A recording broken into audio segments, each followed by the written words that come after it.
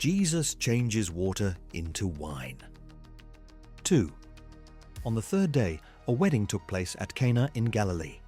Jesus' mother was there, too, and Jesus and his disciples had also been invited to the wedding. 3. When the wine was gone, Jesus' mother said to him, "They have no more wine." 4. "Woman, why do you involve me?" Jesus replied, "My hour has not yet come." 5. His mother said to the servants, "Do whatever he tells you." Nearby stood 6 stone water jars, the kind used by the Jews for ceremonial washing, each holding from 20 to 30 gallons. 7. Jesus said to the servants, "Fill the jars with water," so they filled them to the brim. 8. Then he told them, "Now draw some out and take it to the master of the banquet." They did so. 9, and the master of the banquet tasted the water that had been turned into wine. He did not realize where it had come from, though the servants who had drawn the water knew. Then he called the bridegroom aside 10 and said, "Everyone brings out the choice wine first, and then the cheaper wine after the guests have had too much to drink. But you have saved the best till now." 11. What Jesus did here in Cana of Galilee was the first of the signs through which he revealed his glory, and his disciples believed in him. 12.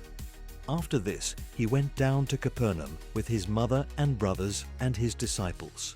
There they stayed for a few days. Jesus clears the temple courts. 13. When it was almost time for the Jewish Passover, Jesus went up to Jerusalem. 14. In the temple courts, he found people selling cattle, sheep and doves, and others sitting at tables exchanging money.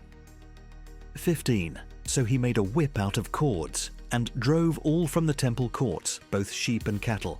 He scattered the coins of the money changers and overturned their tables. 16.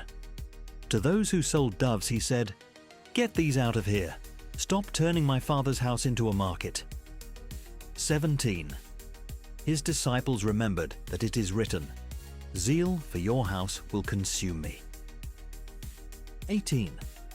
The Jews then responded to him, "What sign can you show us to prove your authority to do all this?" 19. Jesus answered them, "Destroy this temple, and I will raise it again in 3 days." They replied, "It has taken 46 years to build this temple, and you are going to raise it in 3 days?" 21. But the temple he had spoken of was his body. 22. After he was raised from the dead, his disciples recalled what he had said. Then they believed the scripture and the words that Jesus had spoken. 23.